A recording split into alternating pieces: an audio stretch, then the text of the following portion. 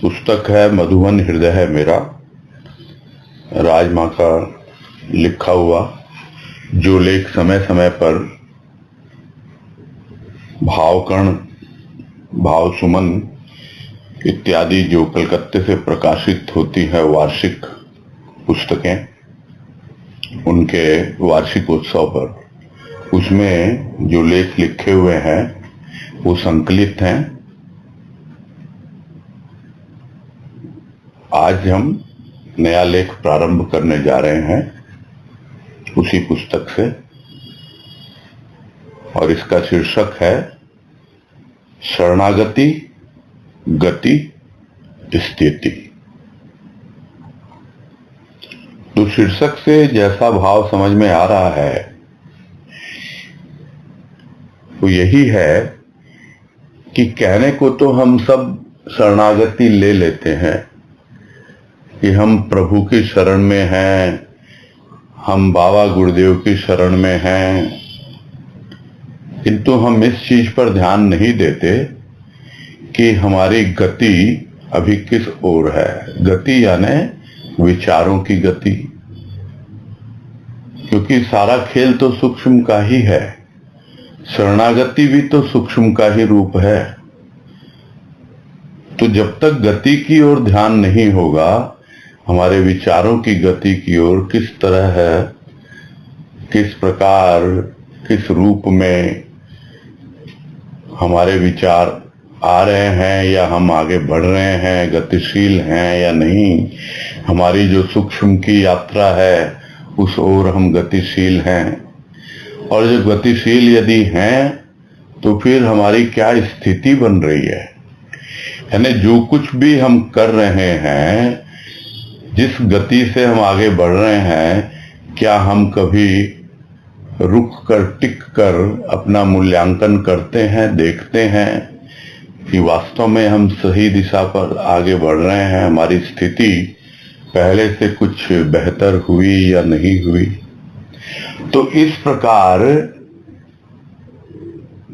क्या कहा जाए, आपकी जो एक जीवन यात्रा है, आध्यात्मिक जीवन यात्रा, जो शरणागति से प्रारंभ होती है, और सही दिशा में यदि हम गतिशील हों तो अवश्य ही सद्गुरु की कृपा से एक न एक दिन ऐसी स्थिति बनती है जिसे हम कह सकते हैं कि संसार से विदा होने के पूर्व ही हम सद्गति को प्राप्त हो गए। लोग कहते हैं मरने के बाद सद्गति होती है, किंतु यदि जीते जी कुछ ऐसी स्थिति बन जाए तो अपने आप ही प्राणी को अनुभव होगा कि हाँ, मेरी तो अब सद्गति हो गई। तो ऐसा ही कुछ भाव शीर्षक पढ़ने से मिल रहा है। अब देखते हैं राजमाँ इस लेख में क्या बतलाते हैं हमको, क्या अपना अनुभव हम लोग के साथ शेयर कर रहे हैं।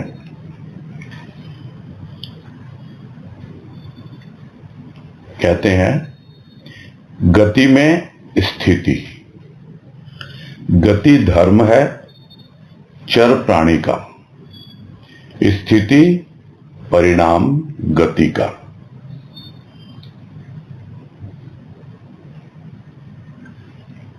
तो गति में भी क्या स्थिति होती है, इस बात को समझा रहे हैं कि गति क्या है, धर्म है। यानी धर्म जो है वो हमेशा गतिशील होता है। जैसे प्रकृति गतिशील है, चलती रहती है, जैसे समय गतिशील है, चलता रहता है, वैसे ही धर्म गतिशील है। और उसी को कहा जाता है कि धर्म की गति अति गहन, बहुत गहन है धर्म की गति, यानी बहुत गहरा है धर्म। और जिसको हमने नंदन कानन में समझा, बीवी जी ने समझाया कि धर्म तो वो है जो तुम्हारे भीतर धरा हुआ है। तो जो हमारे भीतर धरा हुआ है हमें तो उस ओर गतिशील होना है।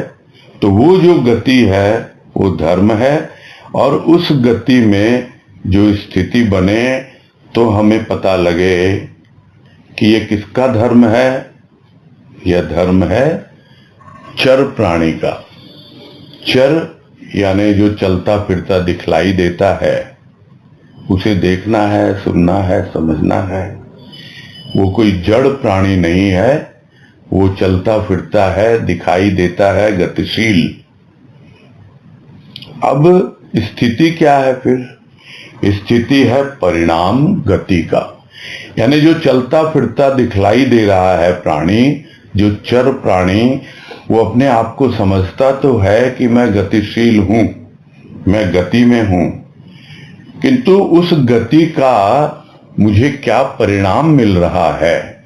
समय गतिशील है, समय व्यतीत हो रहा है, और जो समय गतिशील था मैं भी उसके साथ चल पड़ा, तो आखिर मुझे उस गति का क्या परिणाम मिला, क्या स्थिति मिली? तो गति का परिणाम है स्थिति, और जो प्राणी है उसका धर्म है गतिशील रहना। जिस तरह प्रकृति का धर्म है गतिशील रहना। मानव भी कुछ नहीं है, प्राणी भी कुछ नहीं है, यह प्रकृति द्वारा ही निर्मित है। तो यदि प्रकृति गतिशील है, हम देखते हैं गतिशील है, हाथ पैर, चलो हाथ पैर बैठ भी जाएंगे तो क्या, रक्त का प्रवाह शरीर में होता रहता है, गतिशील है। श्वास आती जाती रहती है, गतिशील है। तो गति तो धर्म है इस प्राणी का। इसी तरह सूक्ष्म प्रकृति वो भी गतिशील है, मन बुद्धि चित्त अहंकार, उसमें भी गति बनी रहती है।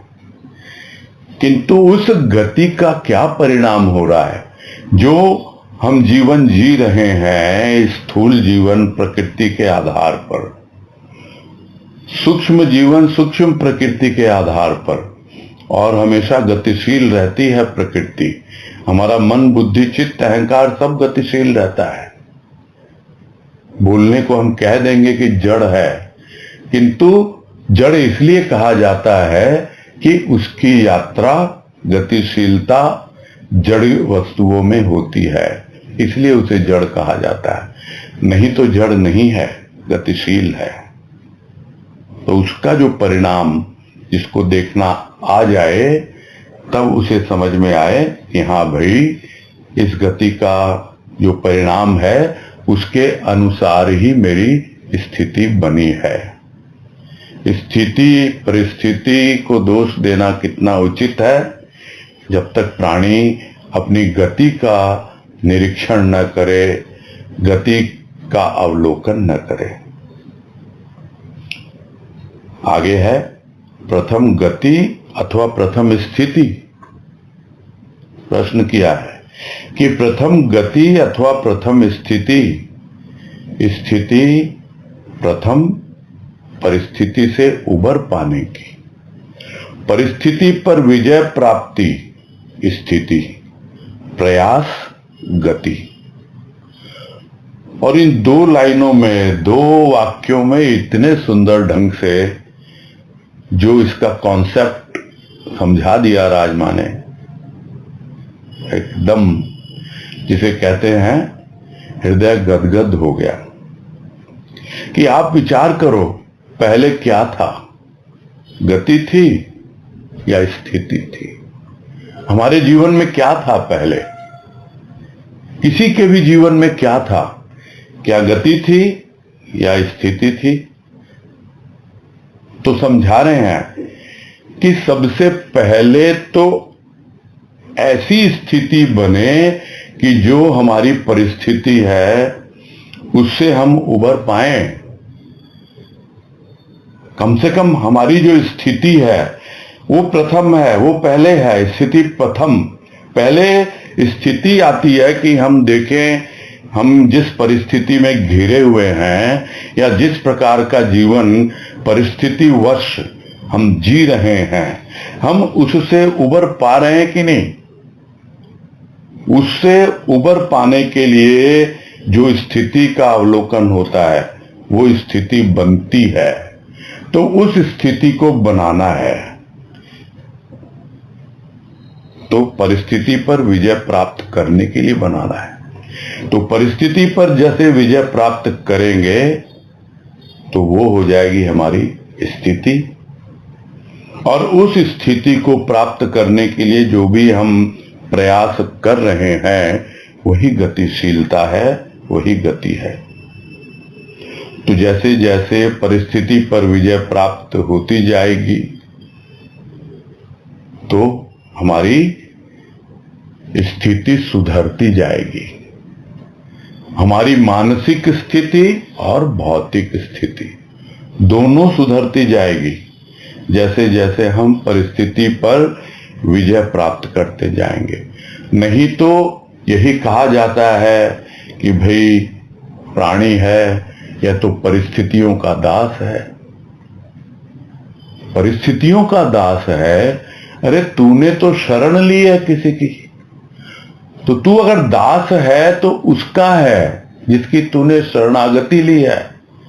अब तो तुझे विचार करना है कि तेरी क्या स्थिति बनी शरणागति के बाद, और फिर तू किस दिशा में गतिशील हो रहा है, तुझे यह विचार करना है। तो अपनी स्थिति को देखो कि शरणागति से तुम्हारी क्या स्थिति बनी, और फिर परिस्थिति से उबर पा रहे हो कि नहीं। और अगर परिस्थिति पर विजय प्राप्ति करके आप आगे बढ़ते हो तो जो प्रयास किया जाता है उस परिस्थिति से बाहर निकलने के लिए, उस पर विजय प्राप्त करने के लिए, वही गति कहलाती है। आगे है परिस्थिति का अर्थ, स्थिति पर में, असत्य में, निरर्थक विचार में, आकर्षण लौकिक जीवन में। परिस्थिति बनी बेड़ी, बेड़ी की श्रृंखलाओं में आबद्ध तन मन बुद्धि की गति अर्थात क्रियाशीलता से क्या लाभ। इसे तो गति की संज्ञा देना भी भ्रमपूर्ण। गतिहीनता की स्थिरता मृत्यु की स्थिरता के सदृश। तो परिस्थिति का क्या अर्थ है भाई? आपने तो कह दिया कि भाई परिस्थिति से उबर पाना है तो स्थिति प्रथम आती है। तो उस परिस्थिति से क्या अर्थ है कि तुम्हारी क्या परिस्थिति है? जरा देखो अपनी परिस्थिति और कहां है तुम्हारी स्थिति। तो अगर तुम्हारी स्थिति पर में है यानी दूसरों में है, और वो पर क्या है? वो तो असत्य में है।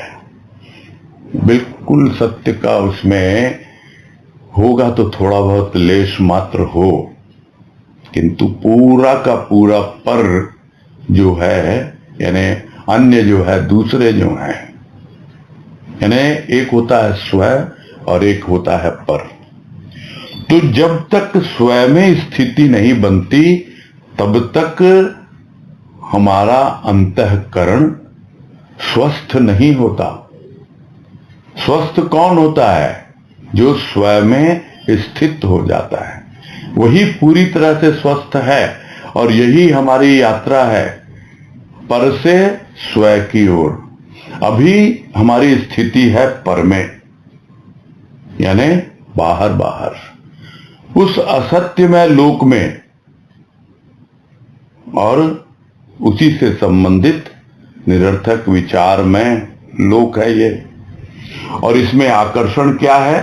उसी लौकिक जीवन का, यानी पूरी तरह से भौतिकता में आकंठ डूबा हुआ प्राणी, यह है उसकी परिस्थिति। तो यहां परिस्थिति का अर्थ यही है, समझ लेना है कि चर प्राणी का धर्म क्या है? गतिशील होना। तो सबसे पहले वो गतिशीलता किस ओर जाए? परिस्थिति से बाहर निकलने के लिए उसका प्रयास हो गतिशील होकर के, और तब जो स्थिति बने तब समझ में आए अभी तो स्थिति कहाँ है, अभी तो स्थिति पर में है, और वही परिस्थिति बनी हुई है प्राणी की, और वो परिस्थिति बेड़ी बन गई।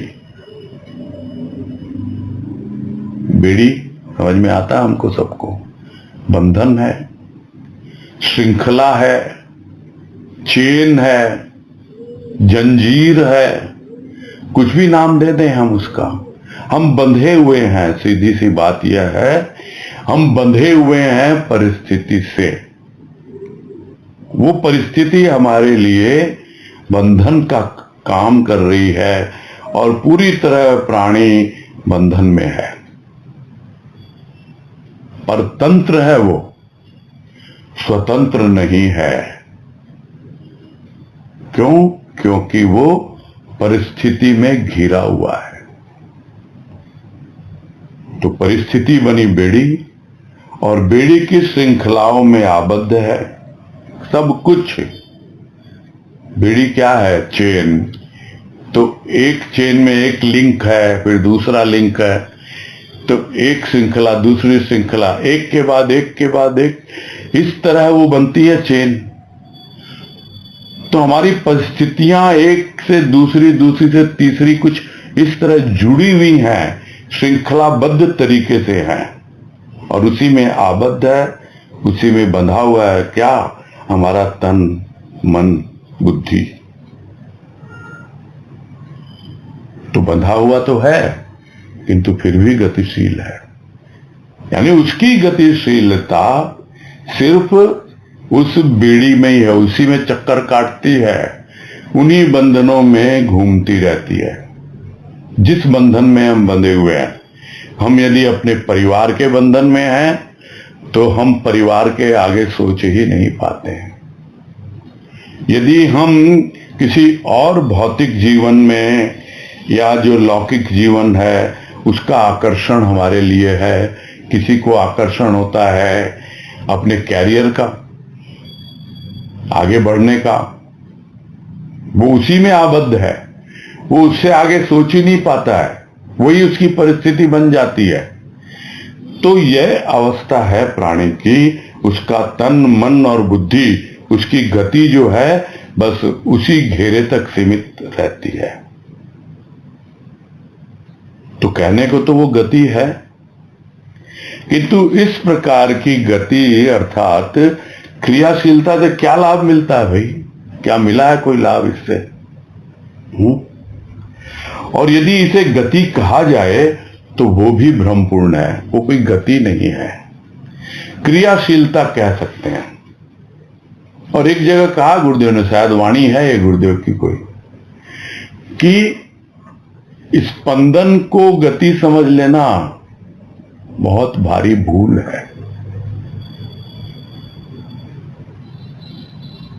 स्पंदन, कंपन, क्या है वो कंपन? हिल रहा है, वाइब्रेशन। क्या हो रहा है? हृदय धड़क रहा है, स्पंदित है, तो क्या गतिशील है? हृदय तो गतिशील नहीं है। ठीक है, स्थूल में रक्त गतिशील है, किंतु वो गतिशीलता नहीं कहलाती है। हम सोच रहे हैं हम एक ही जगह उछल कूद मचा रहे हैं और हम आगे गतिशील हो रहे हैं, वो गतिशीलता नहीं है। गतिशीलता एक निश्चित दिशा में होती है और निश्चित लक्ष्य की ओर होती है।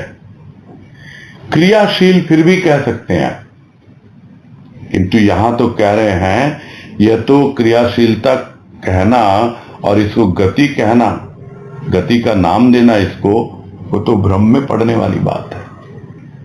आप गोल गोल घूम रहे हो एक ही जगह सुबह से शाम तक, बस वही इसको कहते हैं, क्या मुहावरा है, वही घोड़ा वही मैदान,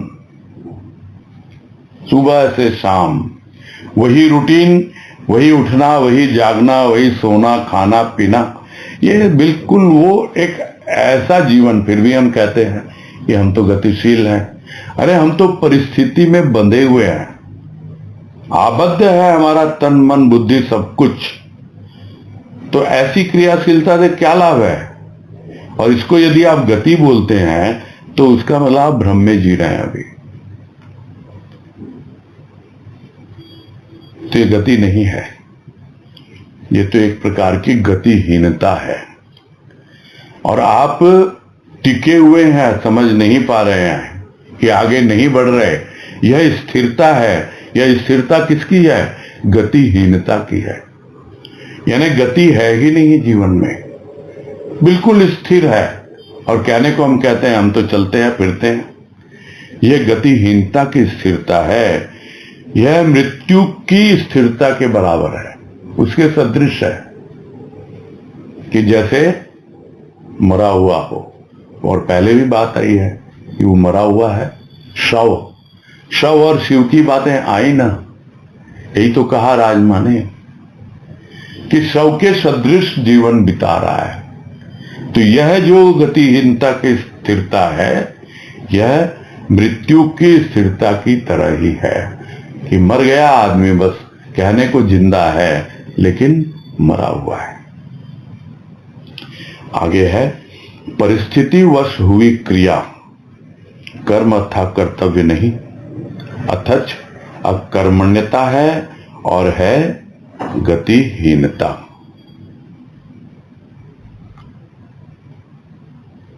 तो यदि आप परिस्थिति के वशीभूत होकर के कुछ कर रहे हो, क्रियाशीलता आपके जीवन में मान रहे हो, तो वो जो क्रिया है वो उसको कोई कर्म कहना या कर्तव्य कहना। लोग कह देते हैं हम तो कर्तव्य पालन कर रहे हैं। सुबह घर से निकलते हैं कमाने के लिए, बच्चों का पालन पोषण करने के लिए, घर चलाने के लिए, ये तो हमारा कर्तव्य है। और गृहिणियां कहती हैं, हाउस वाइफ, भाई हम अपना सुबह से शाम लगे रहते हैं, ये हमारा कर्तव्य है। हम क्रियाशील हैं, लगे हुए हैं काम में। तो अभी आप परिस्थितिवश कर रहे हो, ये परिस्थितियों से जकड़े हुए हो। और इस तरह परिस्थितियों में जकड़ करके कुछ भी क्रिया अगर आप कर रहे हो और उसको यदि कर्तव्य या कर्म का नाम दे रहे हो, नहीं, गलत है ये तो अकर्मण्यता ही कहलाएगी। यानी आप अकर्मण्य बने हुए हो, पूरी तरह आलसी हो, कुछ करना ही नहीं चाहते हो, तो यह अकर्मण्यता है और कहलाएगी गतिहीनता। कोई अगर मान बैठे कि हम क्रियाशील हैं, हम गति में आगे बढ़ रहे हैं, नहीं, यह न तो कर्तव्य है तुम्हारा और न ही ये तुम्हारा कर्म है। तो क्या है फिर? ये अकर्मण्यता है। और क्या है? गतिहीनता। यानी गतिशील नहीं हो। भले ही सब कुछ बोल रहे हैं गतिशील है, किंतु फिर भी इसको गति का नाम नहीं दिया जा सकता। आगे है, पुरुषार्थहीन पुरुष परिस्थिति का दास, परिस्थिति पर विजय प्राप्ति हेतु प्रयास पुरुषार्थ। तो अब यहां संकेत दे रहे हैं कि यदि तुम परिस्थिति के दास बने बैठे हो और परिस्थिति को तुमने स्वीकार कर लिया है और अकर्मण्यता तुमने अपना ली है और तुम्हारे जीवन में कोई गति है ही नहीं, तो क्या फिर है? तुम तो पुरुषार्थहीन हो, पुरुषार्थ करना ही नहीं चाहते। तो ऐसा ही व्यक्ति जो पुरुषार्थ नहीं करना चाहता, तो इसके लिए हमेशा उदाहरण आता है महाभारत में अर्जुन का। कुछ करना ही नहीं चाहता, बहाने ढूंढ रहा है, सामने युद्ध है, पूरी सेना खड़ी है और वो लड़ने के लिए तैयार ही नहीं है। तब तो पूरा ज्ञान देना पड़ा ना उसको भगवान कृष्ण के द्वारा। वो पुरुषार्थ है। वो परिस्थिति का दास बन जाता है फिर, और अपने आप को बचाने के लिए तरह तरह के तर्क वितर्क करता रहता है। क्या करें, ये नहीं करेंगे तो ऐसा हो जाएगा, वो नहीं करेंगे तो वो बुरा मान जाएगा। अरे भाई हम तो बंधे हुए हैं, अरे आपको क्या मालूम, आप तो ऐसे परिवार में पैदा हुए हो, ये सब मैं सुनता रहता हूं। इसीलिए परिवार में पैदा होना नहीं होना कोई विशेष महत्व नहीं रखता है। महत्व रखता है कि वास्तव में आप यदि अपनी परिस्थिति को समझ रहे हो और आप पुरुषार्थ करने के लिए प्रस्तुत हो, तो परिस्थिति कभी भी आप पर हावी नहीं हो सकती है। आपने उसका दासत्व स्वीकार कर लिया है। आप भूल जाते हैं कि मैं किसका दास हूं। मैं तो अपने प्रभु का दास हूं, परिस्थिति का दास नहीं हूं। और जो कुछ भी मुझे करना है, मुझे करना है। क्यों करना है? परिस्थिति पर विजय प्राप्ति के लिए मुझे प्रयास करना है, क्योंकि वही मेरे हाथ में है। विश्वास तो है भीतर, किंतु प्रयास नहीं करता प्राणी। परिस्थिति को दोष देता रहता है, नहीं मुझे तो विश्वास है भगवान पर, मुझे तो गुरुदेव बाबा पे विश्वास है, अपने आप सब ठीक कर देंगे। अरे तुमको जो करना है वो तो करो भाई। और जितना कुछ हमें करने योग्य है वही तो पुरुषार्थ है। उस परिस्थिति से बाहर निकलने के लिए, उस परिस्थिति पर विजय प्राप्त करने के लिए जो भी हम थोड़ा बहुत प्रयास करते हैं, अरे करेगा तो वही, उसमें कोई संदेह है? गोवर्धन पर्वत को तो उठाया कृष्ण ने ही ना, किंतु श्रेय किसको दिया? श्रेय दिया बाल गोपाल को, सबको, जितने भी गोकुलवासी थे उनको, क्योंकि वो आगे बढ़ के आए कि हां हमें उठाना है गोवर्धन पर्वत। मालूम है उठाएगा तो कृष्ण। वैसे ही है, करना तो होगा। और उससे बाहर निकलने का जो प्रयास है, उस परिस्थिति पर विजय प्राप्ति का जो प्रयास है, वही पुरुषार्थ कहलाता है।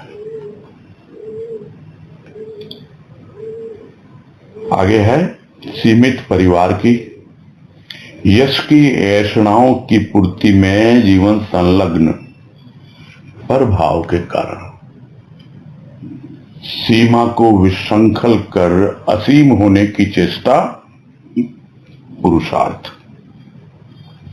पुरुषार्थ अर्थात गति।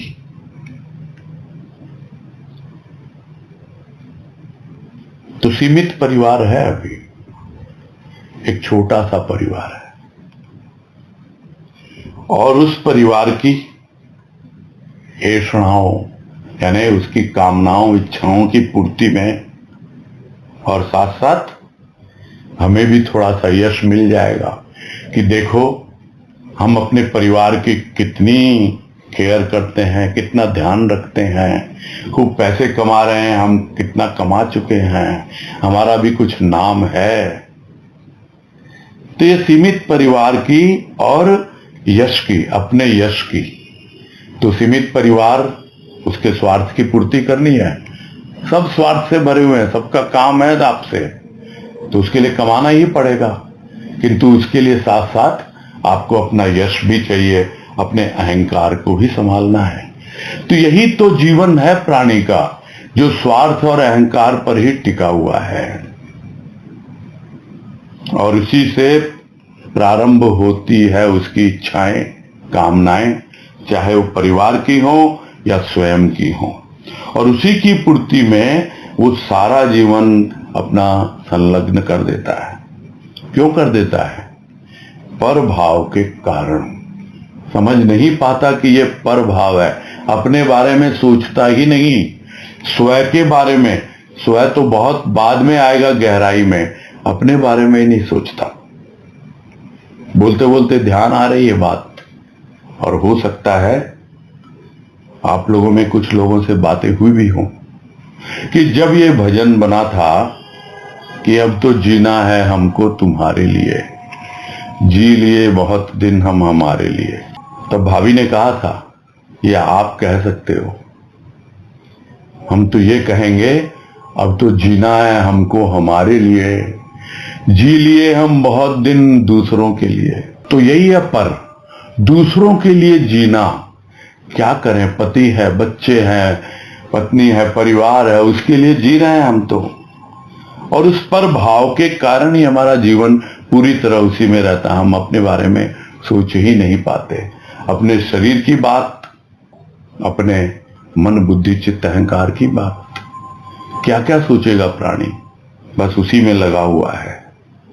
किंतु वो जो सीमित परिवार है, उसकी सीमा को विशृंखल कर असीम होने की चेष्टा है ये पुरुषार्थ। क्या है पुरुषार्थ? कि वो जो बंधे हुए हैं एक श्रृंखला में, वो बेड़ी की जो श्रृंखलाएं हैं, चेन है, उसको विशृंखल करना है। यानी एक एक जो लिंक है उसको तोड़ देना है। जो जिससे जुड़ा हुआ एक को भी अगर तोड़ पाए ना, तो थोड़ा सा तो रास्ता निकलेगा वहां से। नहीं तो वो घेरा ऐसा बंधा रहता है कि हम बाहर निकल ही नहीं पाते हैं। उस बेड़ी की एक श्रृंखला को भी, एक लिंक को भी यदि हम तोड़ पाए तो हम समझेंगे कि हाँ, मेरा पुरुषार्थ सफल हुआ। तो ये क्या है? सीमा को विशृंखल करने की और असीम की ओर आगे बढ़ने की चेष्टा है पुरुषार्थ। यह पुरुषार्थ कोई रुपया पैसा कमाने के लिए नहीं है, यह उस सीमाओं को तोड़कर बाहर निकलने के लिए है जिन सीमाओं में हम बंधे हुए हैं। जिस चेन के द्वारा हम बंधे हुए हैं, उसकी एक एक लिंक को छिन्न भिन्न करने के लिए है। और वो पुरुषार्थ ही गति कहलाता है।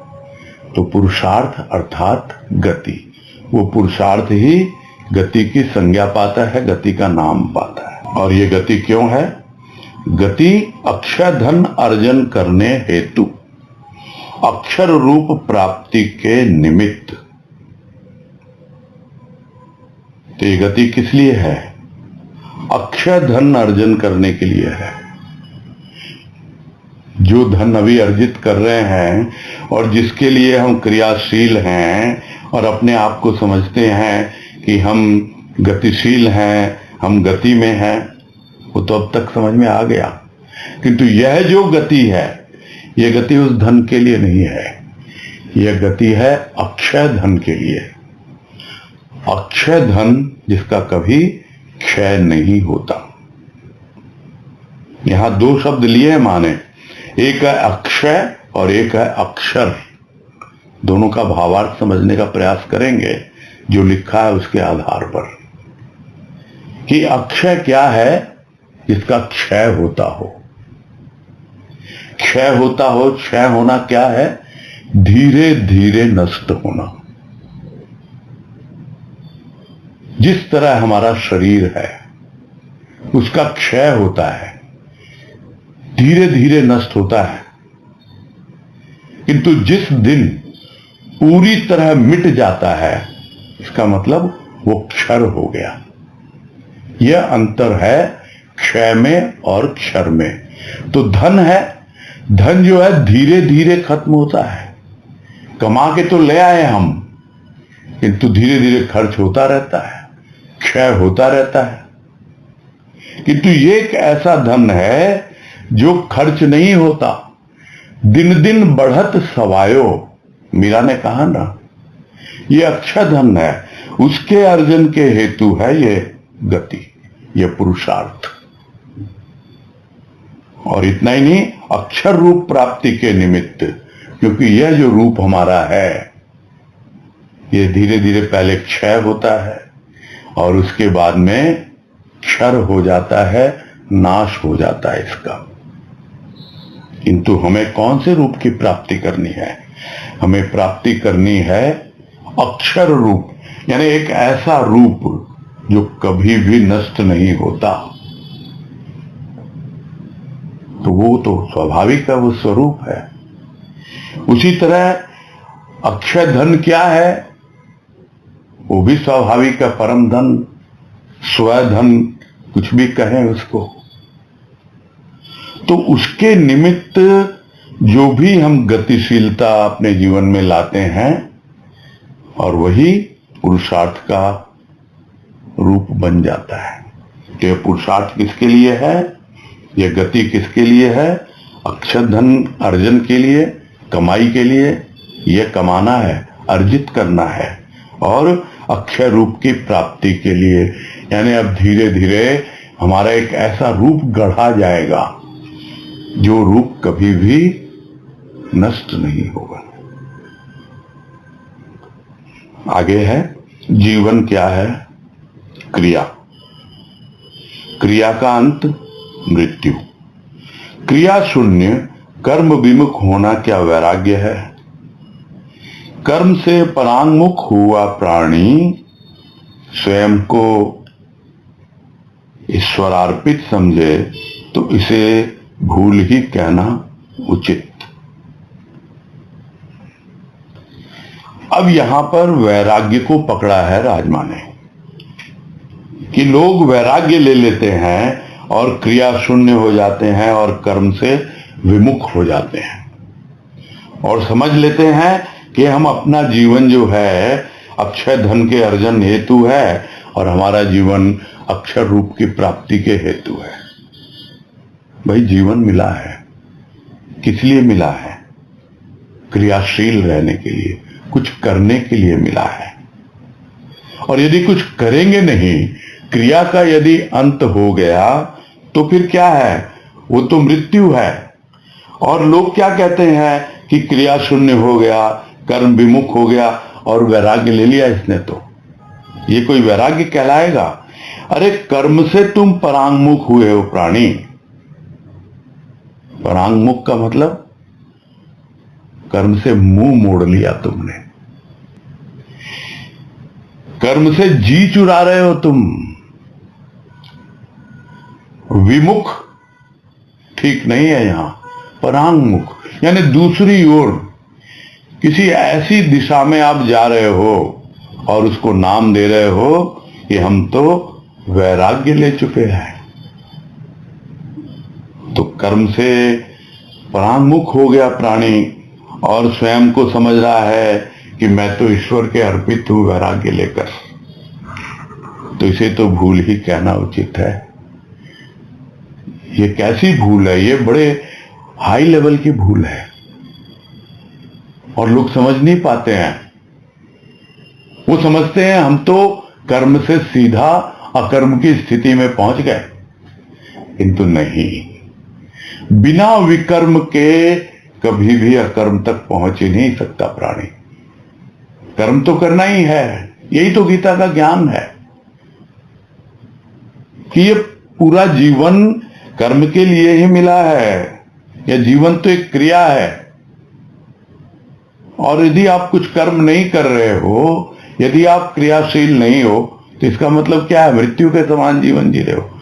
जो पहले भी कहा कि गतिहीनता की स्थिरता को यदि आप समझ रहे हो कि हम तो वही वैराग्य लेके बैठे हैं, नहीं, आप तो मृत्यु की स्थिरता के समान हो, बिल्कुल जैसे मृत्यु को उपलब्ध हो गए, मरे समान जीवन जी रहे हो आप।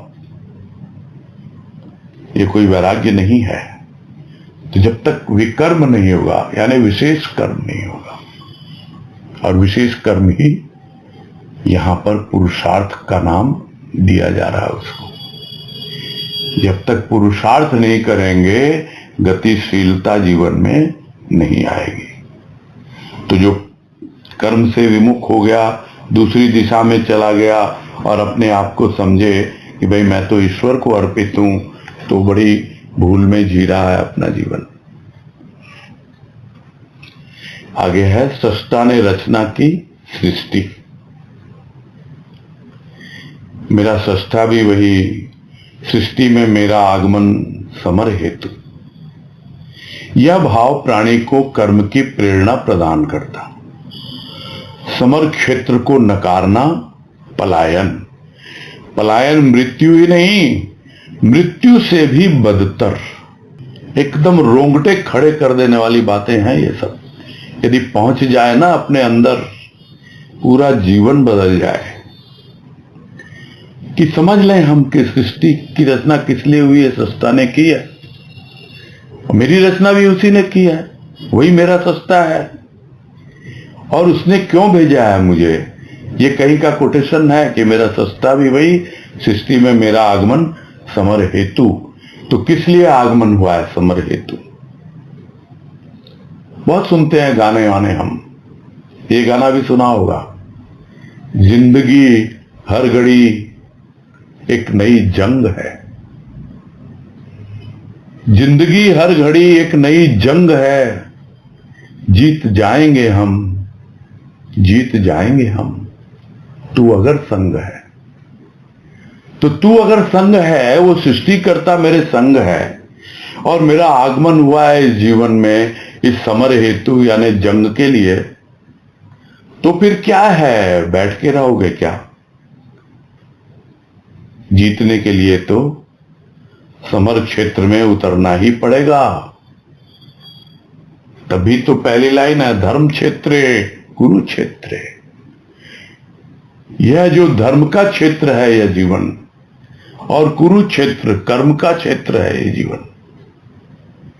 तो कर्म के लिए उतर पड़ो, और यह भाव ही कर्म की प्रेरणा प्रदान करता है प्राणी को, कुछ करने के लिए प्रोत्साहित करता है। कुछ करो, कुछ करो, बैठे रहने से नहीं होगा, हाथ पे हाथ रखकर। और यदि कोई नकार दे कि ये नहीं, मुझे कुछ लड़ना नहीं है, जो कि अर्जुन ने किया, तो क्या है, वो तो पलायन कर रहा है। पलायन करना क्या है, भाग जाना। तो यह जो पहले भी बात आई, जो कहते हैं हम तो वैराग्य ले रहे हैं जी, हम तो संन्यास्त हो गए, घर गृहस्थी छोड़ दी।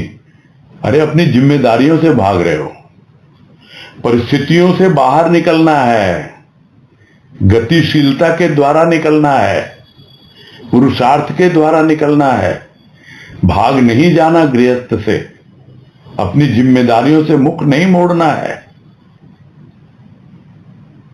वो तो मृत्यु से भी बदतर है। तो पलायन मृत्यु ही नहीं, मृत्यु से भी बदतर। तो यह बात तो समझ में आ जानी चाहिए अच्छी तरह से कि मेरा सृष्टा भी वही, सृष्टि में मेरा आगमन समर हेतु, और हम जीत जाएंगे हर जंग, क्योंकि हमने उसकी शरणागति ली है और हमारी गतिशीलता आगे बढ़ रही है। और अवश्य ही हमारा पुरुषार्थ और हमारा स्वार्थ, यहां स्वार्थ क्या है, स्वयं का अर्थ जानना, ये दोनों हमें आगे बढ़ाते रहते हैं कि मेरा पुरुषार्थ किस लिए, स्वयं का अर्थ जानने के लिए। पुरुष तो है मेरे भीतर बैठा हुआ, वो जो मेरी प्रकृति को संचालित करता है, किंतु मुझे कुछ करना पड़ेगा, तभी मैं वहां तक पहुंचूंगा। और यह भाव जब प्रेरणा देता है तो अपने आप ही समझ जाता है, नहीं मुझे पुरुषार्थ करना है, पलायन नहीं करना है। आगे है, अर्पित समर्पित भक्त प्रत्येक श्वास, घटना, कार्य को, प्रत्येक आकर्षण को ईश्वरार्पित मान किसी भी क्रिया से विमुख नहीं होता।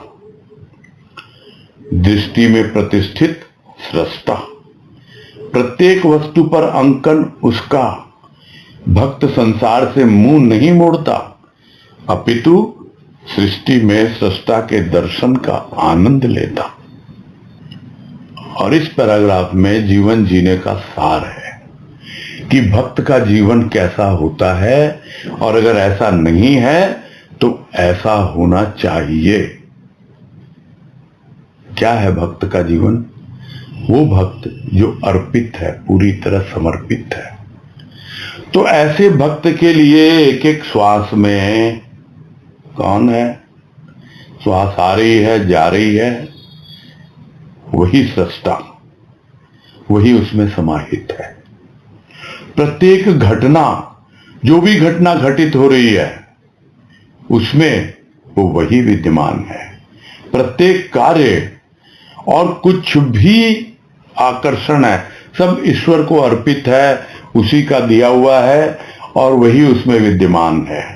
वो किसी भी प्रकार की क्रिया से विमुख नहीं होता है, जी नहीं चुराता है, चाहे वो स्थूल के कार्य हो, चाहे वो सूक्ष्म के कार्य हो, चाहे वो घर परिवार के लिए हो या खुद के लिए हो, हमेशा प्रस्तुत रहता है और हमेशा मुस्तैद रहता है, तैयार रहता है, कभी मुंह नहीं मोड़ता इनसे। क्यों? क्योंकि उसकी दृष्टि में प्रतिष्ठित है सृष्टा।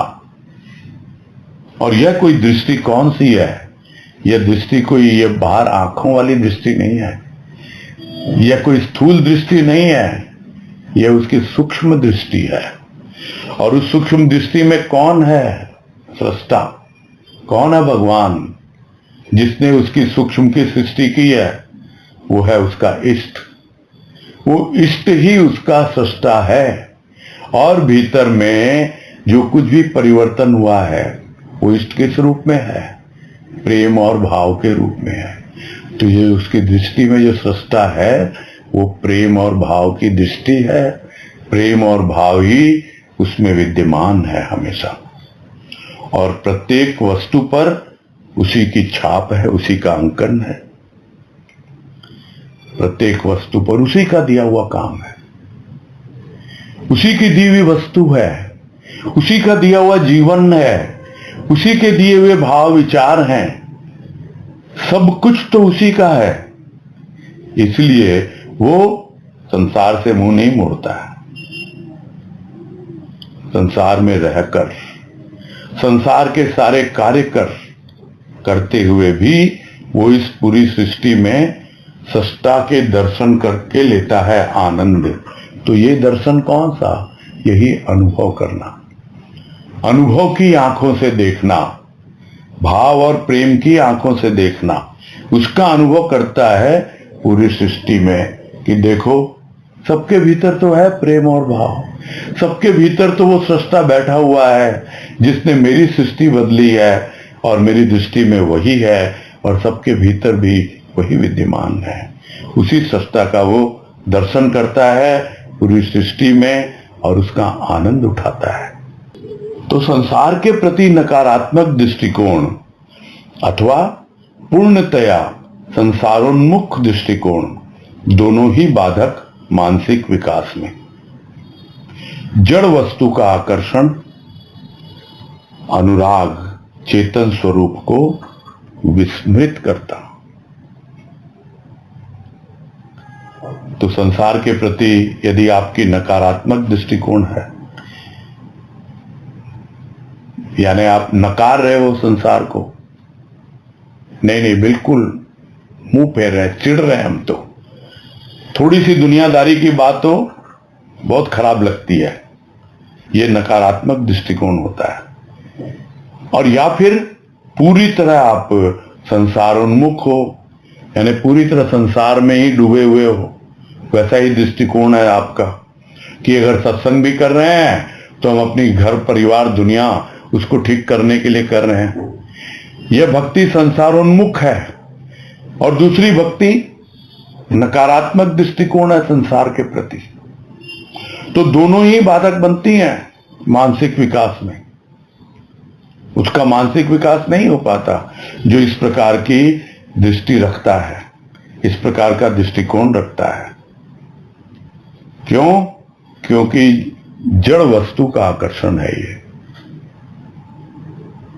यदि आप सोचते हो आप किसी से घृणा करते हो, उस घृणा में भी कारण प्रेम का ही होता है कि आप कुछ उपलब्ध करना चाहते थे, वो उपलब्ध कर नहीं पाए दुनिया में, तो आप दुनिया से घृणा करने लग गए। और या आपको कोई जिम्मेवारी है, कुछ आपका जो कुछ भी करने योग्य है आपने किया नहीं, अपनी जिम्मेवारी से मुंह फेर रहे हो, पलायन कर रहे हो, इसलिए घृणा शब्द का नाम दे देते हो। वो है नकारात्मक दृष्टिकोण। उसमें कहीं ना कहीं रहा न प्रेम। तो यह जो आकर्षण है जड़ वस्तु का और अनुराग है जड़ वस्तु से, यह दोनों चीजें जो हमारा चेतन स्वरूप है भीतर, और चेतन स्वरूप तो एक ही है, वो परमात्मा, उसको भुला देता है। यानी पूरी तरह से हम भी जड़वादी हो जाते हैं। जीवन जी रहे हैं लेकिन खोए खोए, सोए सोए जो सारी दुनिया जीती है। यही तो होता है जनरल सभी के साथ कि भटकते थे दुनिया में, रहे खोए खोए, जिए जा रहे थे मगर सोए सोए। ये भजन की पंक्तियां ऐसे ही याद आ जाती हैं। यही तो हो रहा था उसकी शरण में आने के पूर्व। तो अगर शरणागति ली है तो अपनी गति को देखना है, अपनी स्थिति को देखना है और स्थिति परिस्थिति को समझ करके हमें पुरुषार्थ की ओर आगे बढ़ना है। तभी हम समझ पाएंगे, तभी हम जान पाएंगे कि वास्तव में गति में स्थिति है और या जिस स्थिति में हम हैं वो किस गति की वजह से ये परिस्थिति बनी है। आज यही पूरा करते हैं। बस थोड़ा सा एक्स्ट्रा समय इसलिए रखा गया है ताकि कल की अगर कोई बात समझनी हो, इसलिए। हाँ, सुनीता जालान।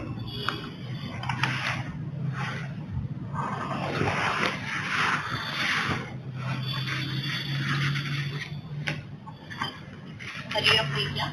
हाँ हरिओम, बोलो भैया। आगे पीछे से है थोड़ा थोड़ा। एक तो प्रश्न था सत्य एवं कल्पना में से चलेगा कि फिर दूसरे पूछो।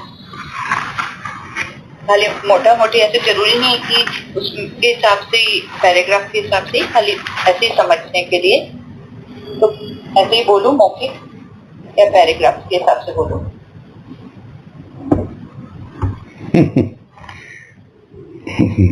आगे पीछे हो जाएगा ना? नहीं, मैं क्या बोलूं अब, हैं? ये समय रहते ही समेट लेना चाहिए ना। नहीं, गुरुदेव ने कहा ना वाणी में, समय रहते समेट। अच्छा तो भैया मैं कल वाले में से पूछ रही थी, कल वाले में से जीवन प्रभात में से। हाँ बोलिए। जीवन प्रभात में जो अपना स्टार्टिंग का पैराग्राफ है, सुनने में विभ्रमित। तो जैसे आपने समझाया था कि भाई वो कहीं का भी नहीं, मतलब उसको कहीं आश्रय नहीं मिल रहा है, शून्य है। तो इसमें मुझे ये नहीं समझ पाया कि शून्य एक अवस्था तो खाली होती है और एक विभ्रमित का मैं सुनी थी 2-3 बार, लेकिन समझ में नहीं आ रहा था कि इसका क्या समझ नहीं खुल रही थी इसके लिए।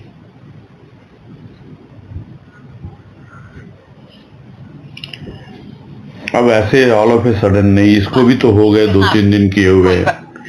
अब ऐसे बड़ा मुश्किल हो जाता। और इसमें भाव बड़े अलग ढंग से है। ये जो जीवन प्रभात अभी देख रहे हैं ना हम लोग, है? मैं एक बात बोल दूं थोड़ा सा, है ना? एक छोटी सी बात है जो मैं बोलना चाहता हूं, बहुत स्पष्ट रूप से बोलना चाहता हूं कि ये राजमाँ का हम लोगों ने बहुत रूप देखा है ना? ये रूप तो नहीं देखा ना आज तक? देखा है? नहीं बिल्कुल। फिर इसलिए क्या है कि इतना क्या कोई इमेजिन कर सकता है? मैंने तो उनकी कृपा से अनुभव किया। ये कोई मेरी कोई बड़ाई या अहंकार नहीं है। और मैं कहता भी रहता हूं कि मां को जो ज्ञान था कोई उसको समझने वाला नहीं था। ये सारी ज्ञान की इतनी पराकाष्ठा है और इस रूप में है ना? तो अभी और पिछला लेख और शब्दों का देखो आप, अब इतना तारतम्य बैठाना अब याद नहीं है। 2-3 दिन हो गए उस वाले को भी। कल का अगर कुछ है तो हो सकता है थोड़ा रिकॉल किया जाए, और नहीं तो फिर आज के बारे में कुछ है तो बात करें। एक्चुअली बहुत डीप है ना, बहुत ज्यादा डीप। अच्छा तो बहुत लग रहा है, लेकिन ऐसे लग रहा है 2-3 बार जब वापस सुनेंगे ना तभी उसको थोड़ी समझ में आएगी। इसलिए बस थोड़ा नहीं, बिल्कुल सही कह रहे हैं आप। बहुत गूढ़ है, बहुत ज्यादा। और ये पिछला लेख जो है ना, ये आपका जीवन प्रभात, कहने को नाम तो बड़ा सिंपल है इसका, जीवन जैसा ही लग रहा था ये बातें तो कभी सुनी ही नहीं, समझी हाँ बिल्कुल यही है। अभिव्यक्ति बहुत ही डिफरेंट है, बहुत ही अलग ढंग से व्यक्त किया माने। चलो, तो क्या कुछ पूछना है या बस? ठीक है भैया। उसी वक्त बोला जाए ना, सेम डे होता है। ठीक है भैया। हाँ सेम डे होता है, ज्यादा नेक्स्ट डे होता है, तो क्या थोड़ा बहुत रिकॉल कर। कल का था एक अहंकार, पहले तो स्थूल का अहंकार डाल समर्पित करता है, फिर अंतर मन का भी अहंकार समर्पित करता है। तो वो थोड़ा सा अंतर मन का नहीं समझ में नहीं, आया। कहाँ है, कौन सा पैराग्राफ है? ये है एक दो तीसरा वाला है, तीसरा वाला पन्ना में ऊपर ही ऊपर है, अहंकार का पतन सम्मुख प्रभु के ही नहीं संपूर्ण सृष्टि के समक्ष भी। तो आपने बताया था कि अहंकार एक तो स्थूल का तो डाल देता है, फिर अंतर मन का भी अहंकार उसको समर्पित करना रहता है। तो अंतर मन का मतलब उन्होंने आपने बताया था कि अहंकार हीन भावना का भी अहंकार, तो वो भी नहीं समझ में आया था। हीन भावना का भी अहंकार क्या होता है? मैं तो कुछ भी नहीं हूँ, मैं तो दीन हूँ, हीन हूँ, ये ऐसा अहंकार है, समझ में नहीं आता। बहुत कठिन है उसको समझना। तो जहां तक स्थूल का अहंकार है, यानी वो स्थूल वस्तुओं पर आधारित होता है, और जहां तक सूक्ष्म का अहंकार है, वो सूक्ष्म पर आधारित होता है। मेरे भाव, मेरे विचार, मेरा व्यक्त करने का तरीका, मेरा समझने समझाने का, ये वो उसी का अहंकार होता है लोगों को। स्थूल का अहंकार तो बहुत कॉमन है, धन दौलत, रुपया पैसा, पद प्रतिष्ठा, न जाने क्या क्या होता है। किंतु जो हीन भावना का अहंकार है कि मैं तो दीनहीन हूं, मैं तो कुछ भी नहीं हूं, ये नहीं हूं, वो नहीं, पड़े रहो, फिर पड़े रहो। वैसा व्यक्ति आगे बढ़ ही नहीं पाता है, उसके द्वारा तो कोई पुरुषार्थ संभव होता ही नहीं है। यही तो बात हो रही है आज, वो गतिशीलता नहीं है उसके जीवन में। और उसका कारण वो ऐसा सूक्ष्म अहंकार है, वो जिसको कोई समझ ही नहीं पाता है। वो एक्चुअल में पलायन है। जो आज बात आई ना, कुछ करना चाहता ही नहीं है, मैं तो दीन हूं, मैं तो हीन हूं, मैं क्या कर सकता हूं, मुझसे कुछ भी संभव नहीं है। वो स्थिति परिस्थिति से पलायन करना है ना, ये होता है अहंकार का रूप। ठीक है। आज वाले से एकदम और स्पष्ट हो गया। पुरुषार्थ और क्रिया अलग अलग होती है, पुरुषार्थ अलग होता है, क्रिया अलग होती है, तो पता चल रहा है कि हाँ क्या। हाँ भाई। हाँ, नेक्स्ट उमा केडिया मैसूर, बोलिए। हरिओम भैया। हाँ हरिओम भैया, इसमें जैसे आज पढ़े ना, अभी सबसे लास्ट वाला जैसे यही बोल रहे हैं, संसार के प्रति नकारात्मक दृष्टिकोण अथवा पूर्णतः संसारोन्मुख दृष्टिकोण, दोनों ही बाधक मानसिक विकास में। ये अच्छे से समझ नहीं आया भैया। भाई, एक तो आप संसार को नकार रहे हो, गाली गलौज कर रहे हो, ये दुनिया तो ऐसी है, ये तो हमेशा जो है टांग अड़ाती रहती है। अरे दोस्त तो तुम्हारा अपना है, अपने आप को देखो कहाँ फंसे हुए तुम खुद ही तो फंसे हुए हो और दूसरों को दोष दे रहे हो। तो ये नकारात्मक दृष्टिकोण है लोगों के प्रति, संसार के प्रति। तो ये एक हो गया। और दूसरा होता है कि पूरी तरह से आप संसार में ही डूबे हुए हो, संसार के ही उन्मुख हो, उसी ओर लगे हुए हो आपको कोई लेना देना ही नहीं है। आपका दृष्टिकोण टोटली लोग क्या समझेंगे, लोग क्या बोलेंगे, लोग मेरे बारे में क्या सोचते हैं, यानी आप सब कुछ जो जीवन जी रहे हो वो लोगों के हिसाब से जी रहे हो। ये है संसारोन्मुख दृष्टिकोण। तो मानसिक विकास में दोनों ही बाधक होते हैं।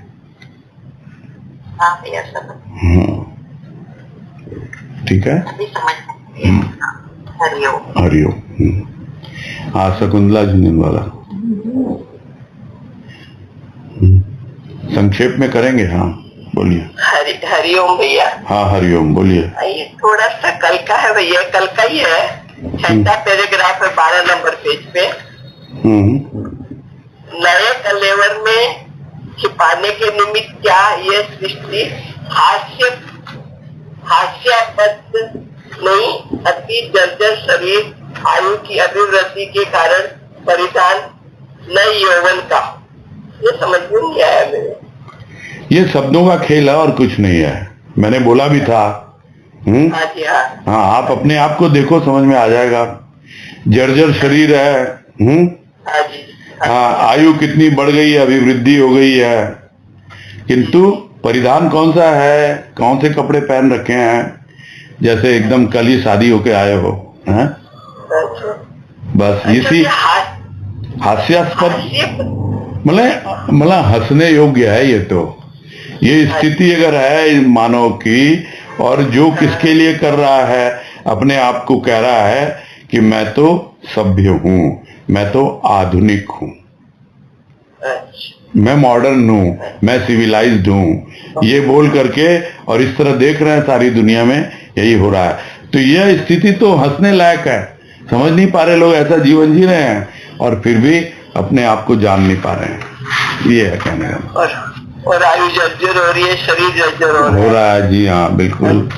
फिर भी आप तो एकदम चाहिए, आपको बिल्कुल लेटेस्ट फैशन है पूरी चाहिए, एकदम उम्र हो गई 80 साल और बिल्कुल मॉडर्न ड्रेस पहन के चलो आप तो। समझ में आ गई ना? आया भाई, आया, बहुत अच्छे से समझ गया। ठीक है, हरिओम। ठीक है, पूरा करते हैं।